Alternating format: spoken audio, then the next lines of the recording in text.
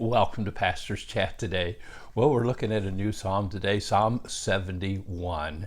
Now, many people believe because this psalm has no title, it's an anonymous psalm. It's written by someone that we're not sure who it is. There's been a lot of conjecture, a lot of thoughts about possibly the writer. Some believe it's a continuation of Psalm 70, which was written by David, which means David possibly would have written this psalm, and he would have written it in his old age, still dealing with all the issues, the problems, the trials, the troubles that he had throughout his life, and he even had in his old age when his son Absalom rebelled against him. Some believe maybe Samuel wrote this psalm. Others believe Jeremiah might have written it, and others believe maybe a temple musician wrote it because it's anonymous. And this temple musician, as a Levite, singing, leading worship in the temple of God, was concerned that as he gets old, that he would be taken care of.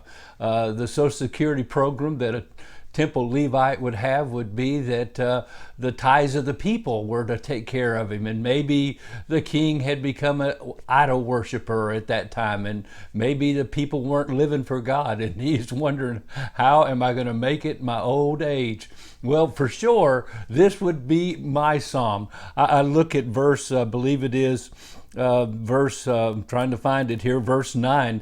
Do not cast me off in the time of old age. Do not forsake me when my strength fails me.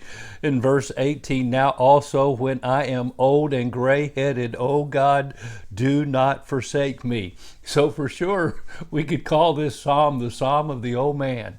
My psalm. I never dreamed I would have white hair, gray hair, white hair now, and be considered in my senior years. But here I am, and I'm going to enjoy it by the glory of God, because I have a God who takes care of me.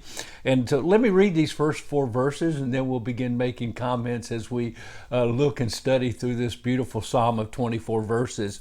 And so in you, O Lord, I put my trust. Let me never be put to shame. Deliver me in your righteousness and cause me to escape. Incline your ear to me and save me. Be my strong refuge, to which I may resort continually. You have given the commandment to save me, for you are my rock and my fortress.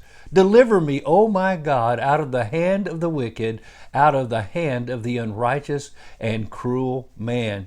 Now, whoever wrote this psalm, it appears that he actually looked to Psalm 31 and copied these verses from Psalm 31 and other verses from other chapters we will be looking at as we go through the psalm. And that was maybe a common thing that someone would do as you go through the anonymous psalms. They looked at the other psalms and verses popped out. I mean, it's obvious that as I preach, as I teach, verses come to my mind, and I'll quote those verses and use them. And that's what the psalmist did here. Now, this man, in his old age, I just thought it's interesting what Spurgeon wrote.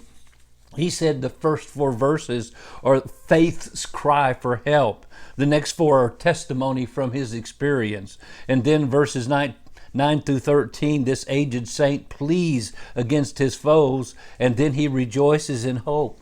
In verses 14 through 16, he returns to prayer again in verses 17 through 18, and he repeats the confident hope that cheers his soul.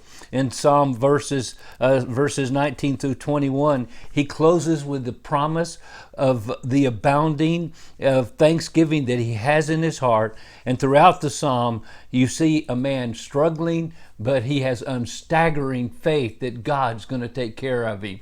And sure, that is the story of all of us.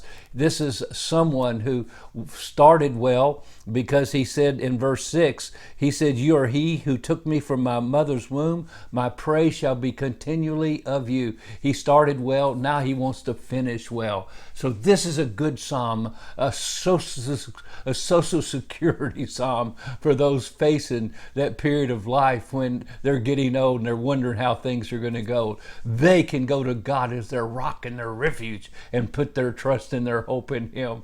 And so can we today. Well, God bless you. I hope this psalm encourages you and helps you and is a blessing and something you can read to maybe your senior friends as they're going through a time of trial and trouble and getting older and wondering how it's going to go for them. God will take care of them too. Well, God bless you, and you have a wonderful, wonderful day.